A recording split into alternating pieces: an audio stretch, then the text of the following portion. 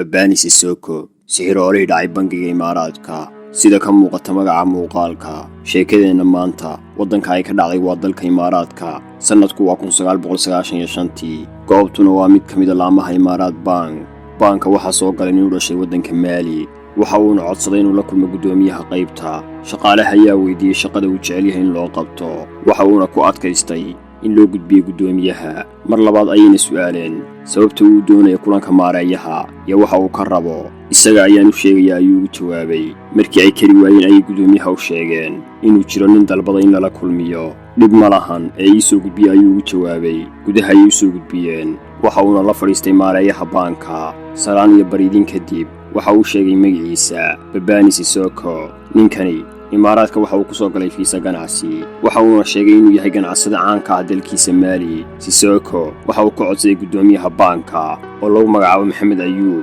in loo fududeeyo qaadashada maalgelin uu ugu talagalay inuu ku gato gaari nooca raaxada gudoomiyuhu waxa uu sheegay in aysan aqoon u lahayn isla markaasna aanu haynin haysta deganaanshaha wadanka sidaas darteedna aysan suurtagal ahayn in la siiyo wax maalgelin ilaa hadda lama garanayo sida uu Master Sissoko ugu qanciyay maareeyaha inuu siiyo maalgelinta xaqiiqdu waxay tahay Babani Sissoko uu lahaa qorshe ka weyn inuu helo gaari nooca raaxada gaarigan waxa ugu muhiimsanaa xiriirka bilowga uu la yeeshay gudoomiyaha maalgelintu waxay ahayd shabaq ama damin loo dhigay gudoomiyaha dabinkaas oo uu si hubsiina la'aan ugu soo dhacay tallaabada labaad ee uu qaaday Sissoko waxay ahayd inuu casho ku casuumo maareeyaha wuxuu sheegay inuu uga mahadcelin doono wanaagga uu sameeyay isla markaasna daaha uga qaadi doono arrin farxad gelin doonta wuxuuna u ballan qaaday inuu sawirays uga dhigi doono mid kamid ah siraha ugu qaalisan ee shacabka Mali maareeyuhu kama shakin damaca iyo qorshaha Sissoko waxa uu xiiseynayay inuu wax ka ogaado dhaqannada shacabka ku dhaqan wadanka Mali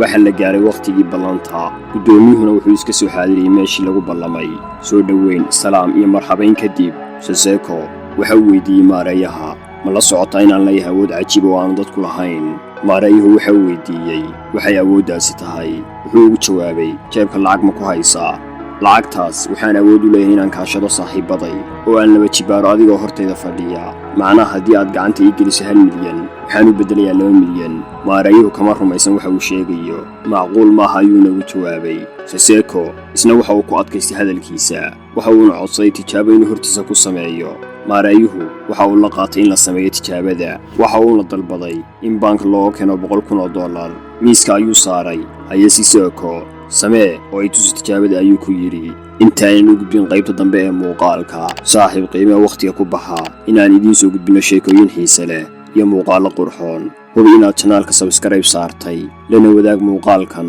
hal saaxiib oo kugu qaaliya haddaba aynu soo laabano muuqaalkeena Sissoko waxa uu bilaabay inuu daaro muusig nalka ayuuna damsaday dabqaad xulaysan oo uu si diyaarsaday ayuu uunsi iyo buquur ku shubay tawiga qolka oo dhan waxa uu bedelay mid waa guryaha sixiroolayaasha intaas kadib waxa uu bilaabay inuu aqriyo erayaan la fahmayn wax yar kadib Sissoko waa aamusay nalka ayuuna daaray mise 100,000 ee saarnaa miiska waxa dhinac yaala 100 kale oo aan la aqoon meel ay ka timid waxa uu ku guuleystay inuu ku qanciyo gudoomiyaha inuu leeyahay awood gaar ah oo aysan dadku lahayn waxayna isla qaateen inuu uga tago lacagtan una u keeno lacag kale si loo farabadiyo businesska si loo ballaariyo waxa uu akoon uga furay banka waxa uuna ku shubay 100,000 oo dirhamka Imaaraadka isku darka lacagta uu maareeyuhu ku shubay akoonka Babani Sissoko waxay gaadhay 440 milyan oo dirhamka Imaaraadka waana lacag u dhiganta $242 milyan oo dollar waxaana la oran karaa miisaaniyadii banka oo dhan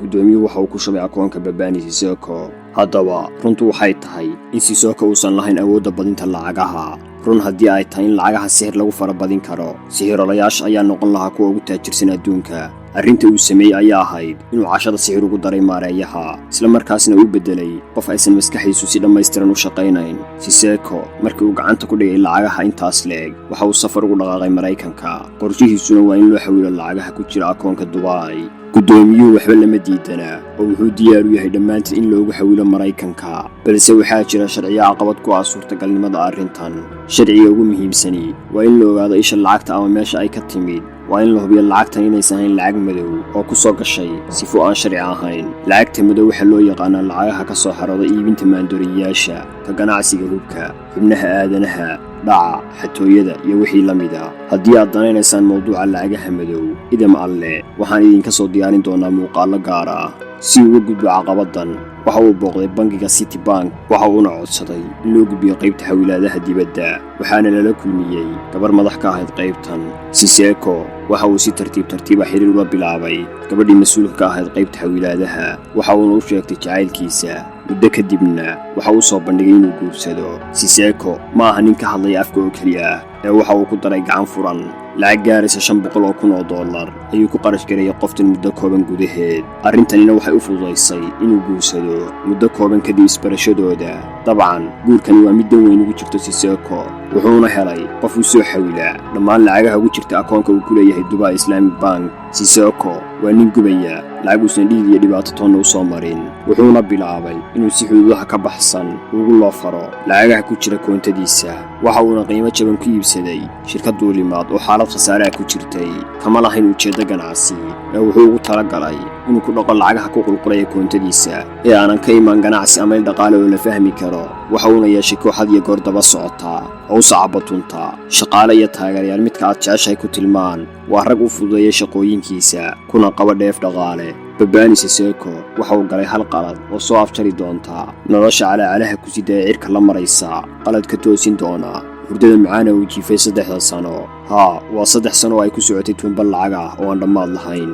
waa sanadihii 1995, 96 iyo 97. sanadahaas aynu soo sheegnay. maarayuhu waxa uu si buuxda u kalsoon yahay sihiroolaha ka dhigtay Farantiga ee Babani Siseko, waxa uu si joogta lacagaha ugu shubay akoonkiisa. filashadiisuna waa in lacagta double laga dhigo isla markaana la laba jibaaro. waxa la joogaba bilowgii sanadkii 1998. Siseko waxa uu dalbaday 2 diyaaradood oo nooca dagaalka waa 2 helikobtar oo lagu qaadi karo ciidan iyo hub labadaba. inkasta oo diyaaradaha laga soo saaro shaqada qaranka dib looga iibiyo shirkadaha iyo shakhsiyaadka hantida haysta, haddana waxa laga shakiyey ninka Afrikaanka ah ee doonaya diyaaradda noocan ah.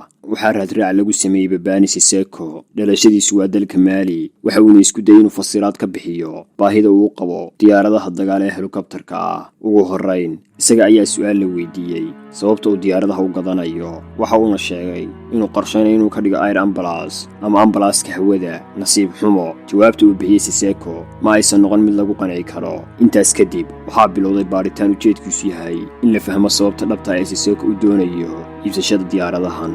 baaritaanka ayaa lagu ogaaday inuu ka soo jeedo deegaan ay dagaal ragaadiyeen oo ka tirsan dalka Mali. waxaa la soo ogaaday in dhawaan weerar lagu qaaday magaalada uu ka soo jeedo, waxaana soo baxday in Siseko uu yahay ceel qaba go'aan ku gaaray inuu diyaaradahan kaga aarguto maleeshiyada dhibaatada ka geystay gobolkiisa. Siseko waxa uu qaaday tallaabo kale oo qaldan. waxa uu laaluush $30,000 gacanta ka saaray nin mas'uul ah, waxa uuna ka codsaday in loo fududeeyo iibsashada diyaaradda. Siseko waxa lagu qabtay magaalada Geneva oo dalxiis ku joogay, waxaana loo taabay xabsiga kadib markii mas'uulkaasi uu gudbiyey dacwad la xidhiidha in laaluush uu siiyey. maadaama aan laga warhayn dambiyada kala duwan ee Siseko faraha kula jiro, waxaa loo ogolaaday inuu xabsiga kaga baxo damaanad lacageed oo gaaraysa $20 milyan. damaanadaas oo u sahlaysa inuu bannaanka joogo inta ay maxkamaddu go'aan ka gaarayso gal dacwadeedkiisa. Siseko waxa uu ku fikiray inuu raayul caalamka kiciyo una abaabulo mudaharaadyo gacan ku samaysa oo lagu dalbanayo inaan la xirin. si uu taas ugu guulaysto waxa uu dilay gacanyarayaashiisa, waxa uuna amar ku siiyey inay caawiyaan dadka masaakiinta ee magaalada ku nool. dhinaca kale, diblomaasiyiin iyo dad magac ku leh magaalada ayuu ku haraqiyey hadiyado ka kooban saacado qaali ah, gawaari nooca raaxada iyo lacag kaasha. sidoo kale waxa uu qabsaday abukaate ama garyaqaan ka mid ah garyaqaanada ugu caansan Maraykanka. waxa la gaaray maalintii loo madlanaa garmaqalka kiiska Babani Siseko. afaafka hore ee maxkamadda waxa soo buuxdhaafiyey boqolaal dad oo taageero u muujinaya Mr. Siseko, kuwaas oo ku doodaya inuu yahay nin sharaf leh, magaaladana wax badan ku soo kordhiyey. tayada dooda garyaqaanada oo lagu daray cadaadiska raayul caalamka ayaa sababay in garsooruhu ku xukumo Babani Siseko 45 maalmood oo xarig ah. Siseko ma ahayn nin sahlan, kumana qanacsanan inuu dhammaystirto muddada xabsiga. 2 maalin kadib waxa uu xabsiga ugu yeedhay garyaqaankii gacanta ku hayay kiiska. hadda garyaqaanku waxa uu soo gaaray xabsiga oo uu ku xiran yahay Mr. Siseko, balse taliyaha mas'uulka ka ah saldhigga ayaa ka codsay garyaqaanka inuu la hadlo inta aan loo gudbin Siseko. taliyaha qaybta xabsigu waxa uu ka codsaday garyaqaanka in Siseko lagu sii hayo xabsigooda muddada ugu dheer ee suurtagalka ah. Garyaqaanku isaga oo yaaban ayuu su'aalay sababta uu rabo in xabsiga lagu sii hayo Siseko. Taliyuhu waxa uu ugu jawaabay, Siseko nacayb uma qabno, waa maxbuuskii ugu wanaagsanaa ee soo mara xabsigan. Aniga keliya ma aha ee ciidanka ilaalada iyo dhammaan maxaabiista ayaa jacayl xad-dhaafa u qaaday ninkan. Inta uu xabsiga nala joogay, dhammaan dadka xabsiga ku sugan waxaa cuntada loo keenay diyaarado gaar ah. Mararka qaarna cuntada waxa uu nooga dalbaa Faransiiska. inkasta oo maxaabiista iyo ilaalada xabsiga dantooda ay ku jirtay in Siseko xabsiga lagu sii hayo, haddana garyaqaanku waxa uu qorsheeyay siduu xabsiga uga saari lahaa. waxa uuna helay heshiis haddii uu aqbalo Babani Siseko lagaga cafin doono muddada uga harsan xabsiga. heshiisku waxa uu dhigayaa inuu lacag $1 milyan uu deeqo dugsi caan ah oo ku yaala magaaladaas, kaas oo ay dhigtaan carruurta madaxda iyo dadka dabaqada sare ah. Siseko waa uu aqbalay heshiiskan, waxauna iskoolka ugu deeqay lacag dhan $3 milyan. sidaas ayaana xabsiga looga sii daayay. markii uu bannaanka u soo baxay, waxa uu diyaarsaday mid ka mid ah diyaaradihiisa gaarka ah, waxa uuna u duulay dalka Maali sababtoo ah waxa uu ogaa in waayihiisa Ameerika ay soo dhammaadeen, mar walbana uu khatar ugu jiro in la xidho kadib markii la ogaado dhaca uu geystay bangiga. dhinaca kale ee adduunka waa dalka Imaaraadka, waxaa ka socday baaritaan lagu waday maaraayihii bangiga kadib markii hanti dhowrka gudaha ee bangigu uu soo saaray warbixin sheegaysa inay jiraan lacago badan oo maqan. waxaa xabsiga loo taxaabay maaraayihii, waxaana la ogaaday in lacagaha maqan lagu shubay hal akoon oo uu ku qoran yahay Babani Siseko. waxaa soo baxday in lacagahaas loo xawilay baan ku yaala dalka Maraykanka oo uu koonto ku leeyahay isla ninka lagu magacaabo Babani Siseko.